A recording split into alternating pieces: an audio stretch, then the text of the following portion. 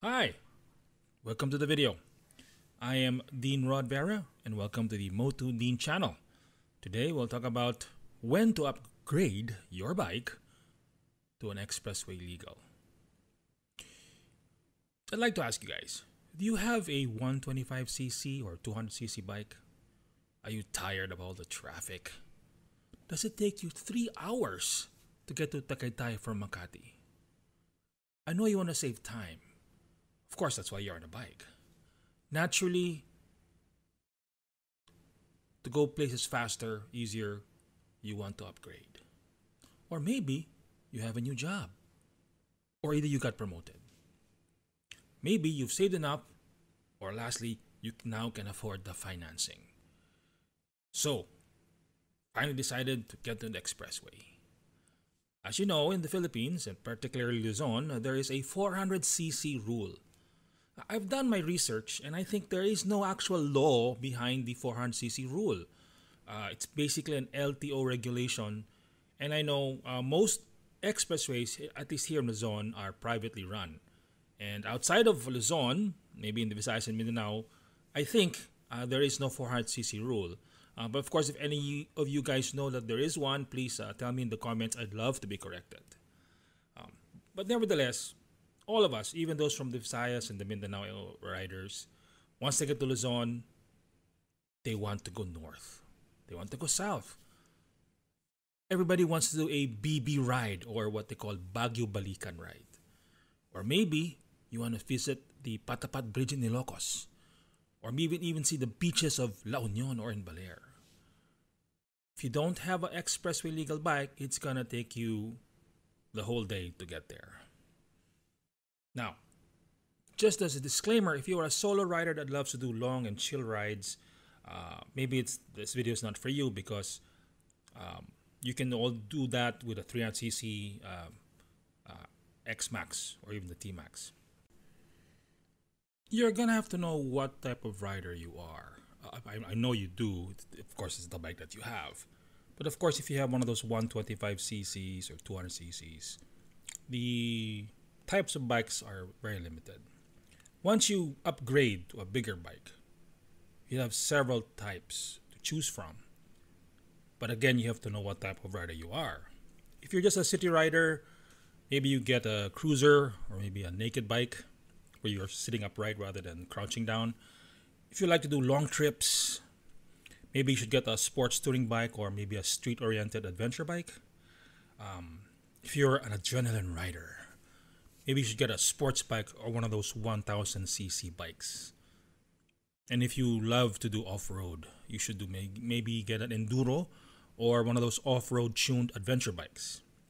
But if you're like me, you are a Porma rider. And what type of bike do you need? It's actually any bike as long as it's clean, wax, and you look good. Of course, when you are going to do the expressway rides, 99% of the time, it's going to be a group ride. Now, in group rides, you have to understand that there are start-off points. Of course, it's a group. You meet somewhere. For the North Expressway or the NLEX, the usual starting point or meetup points is the Petron station in Marilao. It's the first gas station right after the entrance. For the SLEX, the gas station starts after Alabang.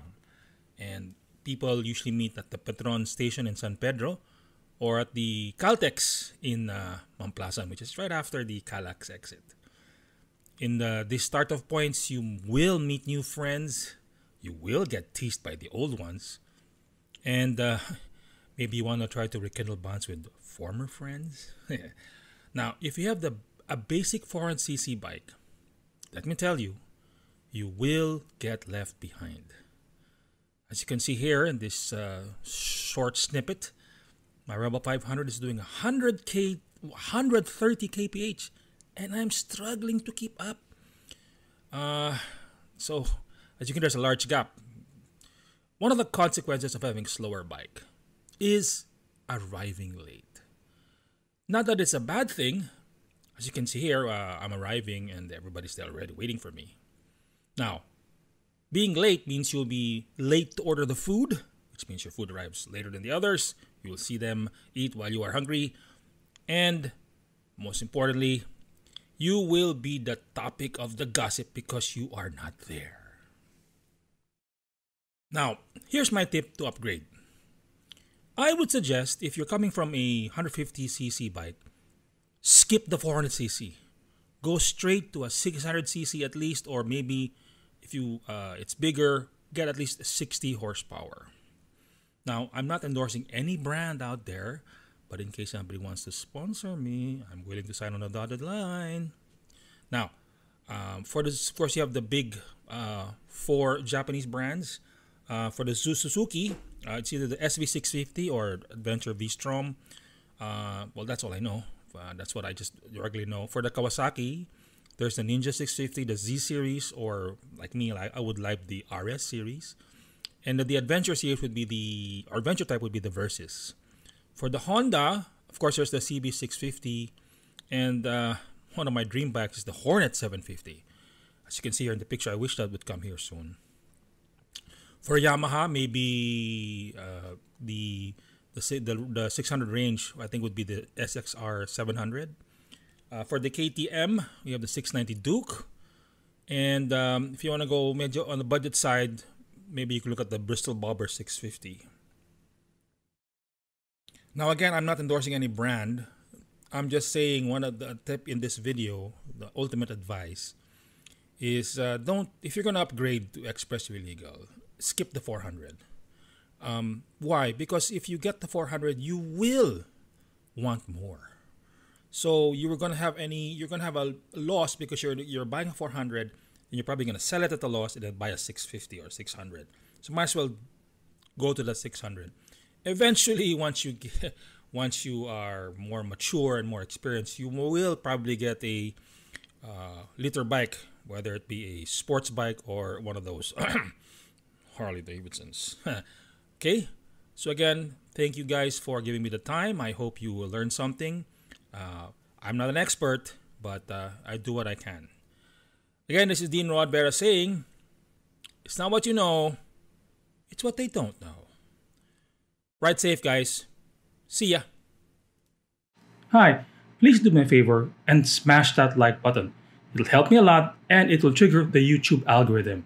Now, if you have not yet, please subscribe to my channel. If you don't, my dog will eat this exam booklet and that student has to repeat his final exam again.